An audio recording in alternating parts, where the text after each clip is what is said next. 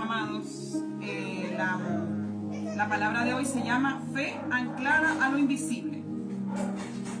Y el primer versículo lo encontramos en Romanos 4:17, para que lo vayamos buscando y alguien que lo pueda leer. Romanos 4:17.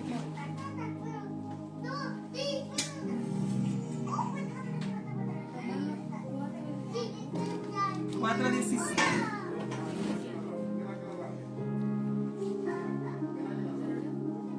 ¿Ya? Sí, porque todavía ¿No?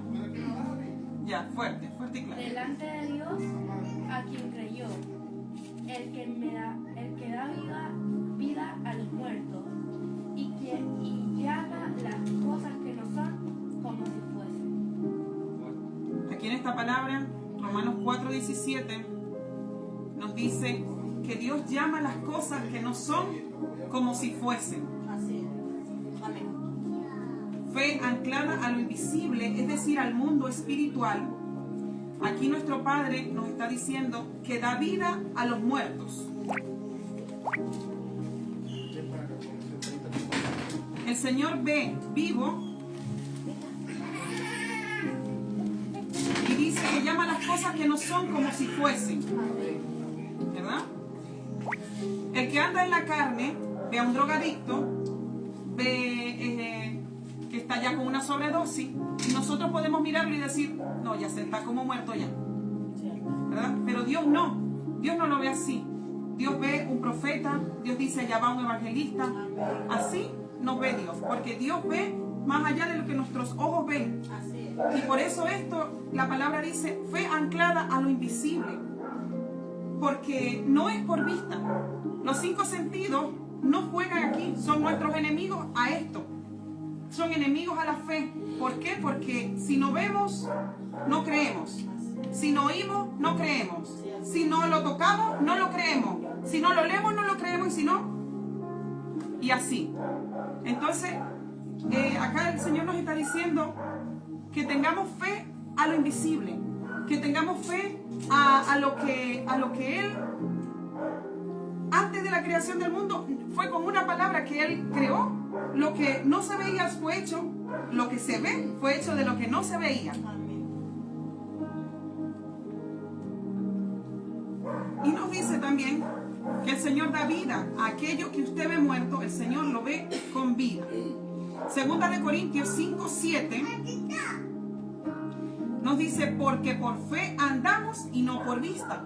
Lo que les estaba diciendo aquí, muchos versículos nos habla como Dios nos dice eso, porque por fe andamos y no por vista. La palabra de Dios nos dice que no es por lo que vemos, sino por fe. Amén. ¿Cierto? Fe, que dice la palabra de Dios, es pues la fe. ¿Qué es la fe? ¿Quién puede leer Hebreos 11:1? Que es donde nos explica bien el Señor qué es la fe.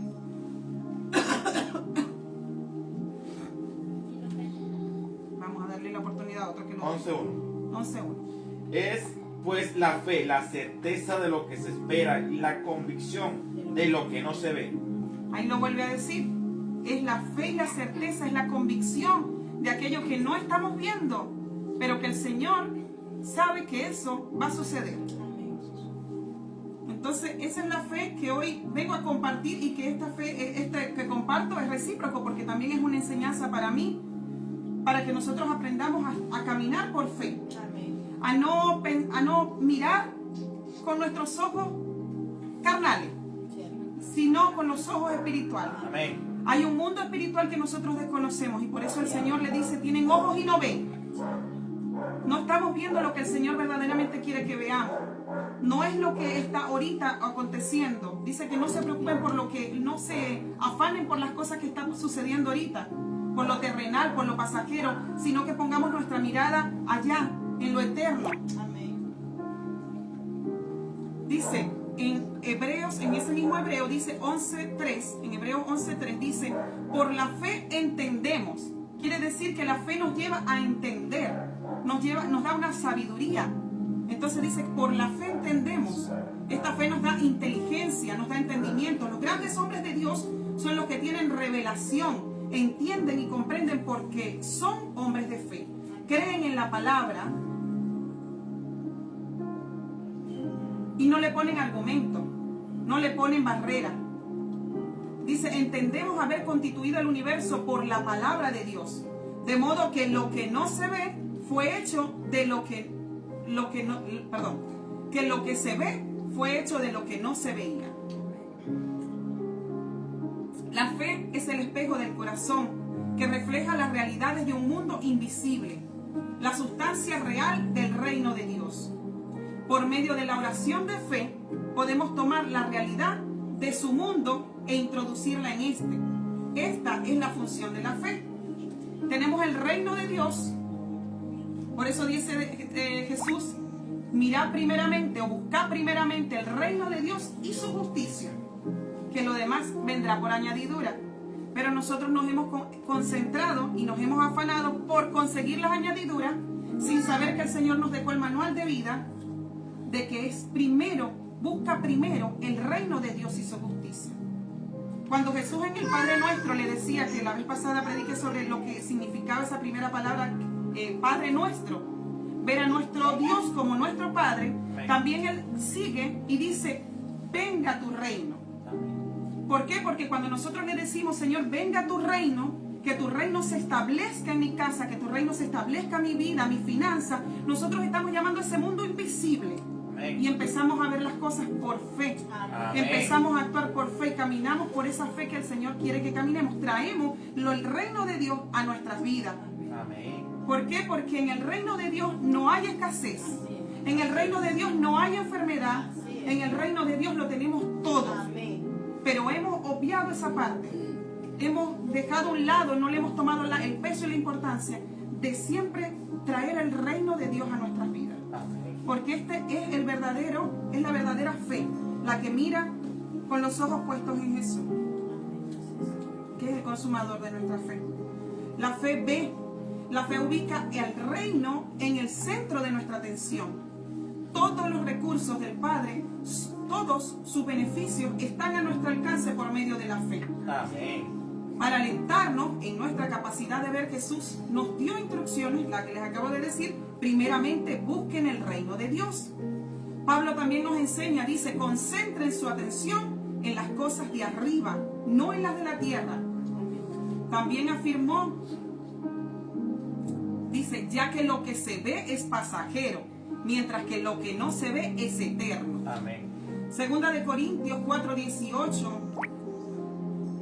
la Biblia nos indica que prestemos atención a lo invisible. Este tema se repite lo suficiente en las Sagradas Escrituras como para ponernos bastante nerviosos a los que estamos atados por la lógica de la cultura occidental. ¿Por qué dice la lógica? Porque nosotros todo lo razonamos, todo le buscamos la lógica, todo le buscamos los argumentos, a todo le buscamos un sentido. Y lamentablemente no hay sentido. A las cosas de Dios no hay sentido. Son sobrenaturales, son espirituales. Y nosotros, por eso dice, vivir en el Espíritu, caminar con el Espíritu Santo. Porque carnalmente nosotros siempre vamos a ver los problemas, nosotros siempre nos vamos a ver la lógica. No, si lo que tengo aquí, 1 más 1 es 2, ahí no hay lógica. Pero ese 1 más 1, eso es lo que tenemos en las manos de Dios, en ese mundo invisible, en ese reino de los cielos. Es mucho, multiplica. Dice el Señor en su palabra que Él multiplica la fuerza al que no tiene ninguna. Al que no tiene, se los multiplica. El Señor siempre nos habló de multiplicación, que Él multiplica. ¿Cierto? Amén. En Efesios 3:20, si alguien lo puede buscar y compartir, por favor. Efesios 3:20.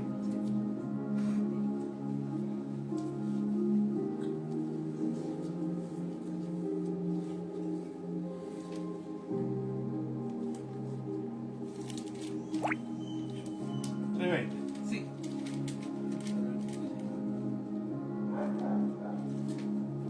Aquí lo tengo. Ya. Lo tiene Willy. Ya. aquel que es poderoso para hacer todas las cosas mucho más abundantemente de lo que pedimos o entendemos, según el poder que actúa en nosotros. Amén. Entonces, si se fijan esa palabra y la analizan, dicen, ¿cómo comienza? Y aquel que es poderoso para hacer todas las cosas mucho más abundantemente. Aquel que es poderoso para hacer mucho más de lo que nosotros podemos entender o pensar. El Señor siempre va más allá de lo que nosotros podemos entender y pensar. Entonces, aquel que es poderoso para hacer mucho más abundantemente de lo que nosotros podemos pensar o entender. Amén. La más grande lección es el valor de la presencia del Espíritu Santo, va ligado a lo que es el Espíritu, vivir en el Espíritu o traer lo invisible. David lo sentía de tal forma que todas las demás cosas que había logrado no se comparaban con la entrega de su corazón ante Dios. Sabemos que él aprendió a ver en el interior del ámbito de Dios por frases como esta: siempre tengo presente al Señor, con él a mi derecha nada me hará caer. Amén. Qué hermosa su palabra, por eso yo digo que los salmos son maravillosos, porque ahí encontramos la fortaleza, el ánimo y esa fe que nos aumenta. Porque saber que David decía esto y podemos repetirlo nosotros: siempre tengo al Señor presente, con él a mi derecha nada me hará caer. Nosotros no tenemos que estar angustiados. Nosotros los hijos de Dios no tenemos por qué estar preocupados. Millones de palabras el Señor nos dice: no temas, no preocupéis. Si yo me encargo de cuidar las aves, si yo me encargo de cuidar los peces, si yo me encargo de cuidar flores, ¿cómo no más ustedes que son mis hijos? ¿Cuánto más no los voy a cuidar a ustedes? ¿Cuánto más no les voy a suplir sus necesidades? Amén.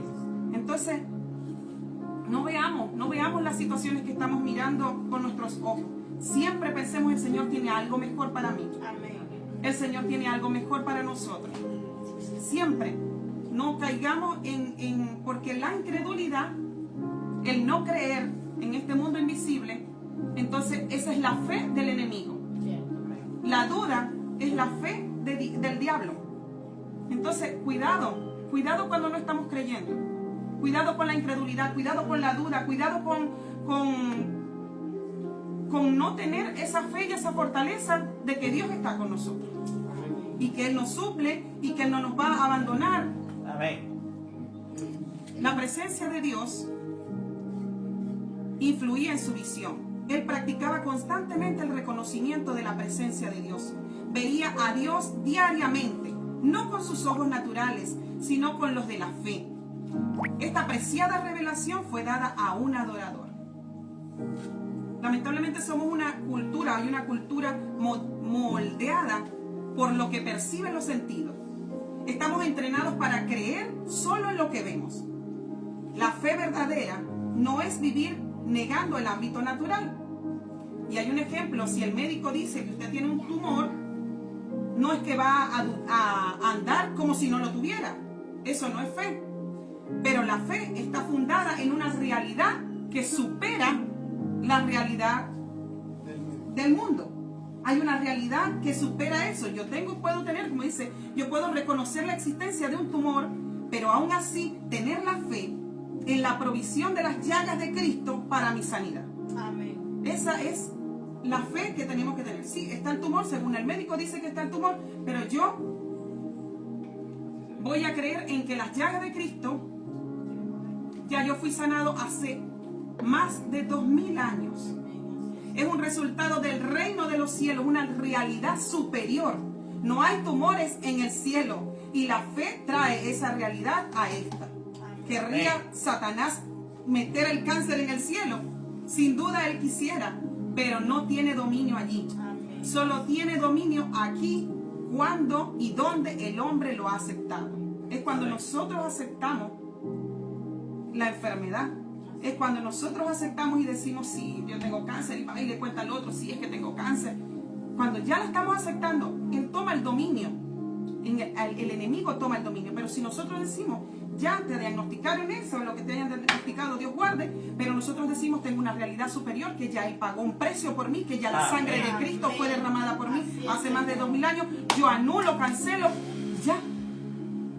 Creyendo esa palabra. Amén. Y cree la palabra de Dios, porque ¿por qué le vamos a creer a un médico y no vamos a creerle a Dios, a papá? Amén. ¿Por qué creemos lo que nos está diciendo la circunstancia? ¿Por qué le vamos a dar credibilidad a eso y no a lo que Dios nos está diciendo en su palabra? Por eso, también la fe, la palabra de Dios dice que la fe es por el oír.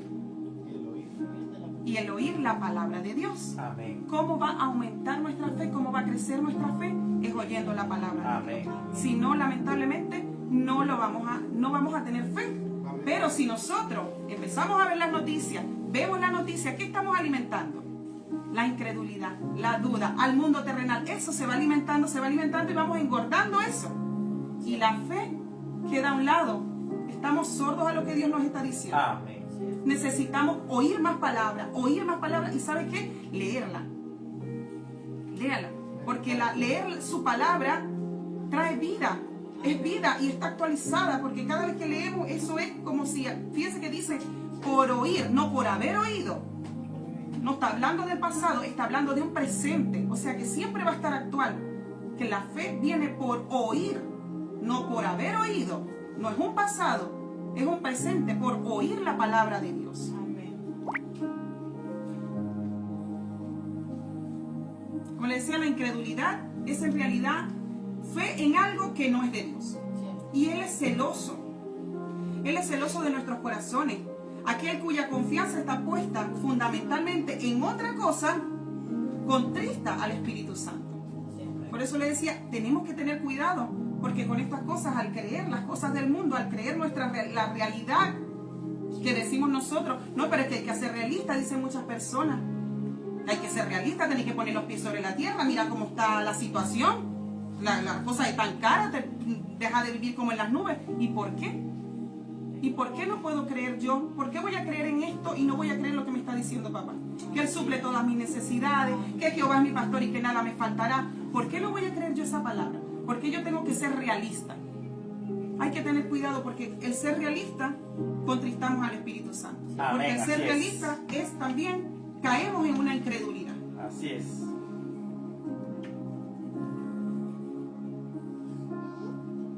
Hasta ahora el reino de los cielos ha venido avanzando contra viento y marea, y solo los que se esfuerzan logran aferrarse a él. Amén. Que hay un ejemplo en Mateo 9:27. Dice, 2 hombres ciegos que estaban sentados junto al camino clamaron a Jesús. Los demás le dijeron que callaran, pero eso solo incrementó su determinación. Se volvieron más desesperados y clamaron mucho más fuerte. Él los llamó y los sanó diciendo, el reino se ha acercado a ustedes. Amén. ¿Por qué Él le dijo eso? El reino se ha acercado a ustedes porque lograron ver el reino de Dios. Amén. Esos que clamaron, esos que persistieron a pesar de que le estaban diciendo, ya, déjenlo quieto a Jesús. No, ellos persistieron porque sabían que ellos estaban arrebatando las bendiciones del reino de Dios. Jesús atribuyó ese milagro a la fe de ellos. Tomar el reino por la fe es el acto violento necesario para entrar en lo que Dios ha puesto a nuestra disposición. Así es. Así que la fe viene como resultado de oír el mensaje, y el mensaje que se oye es la palabra de Cristo, lo dice Romanos 10:17.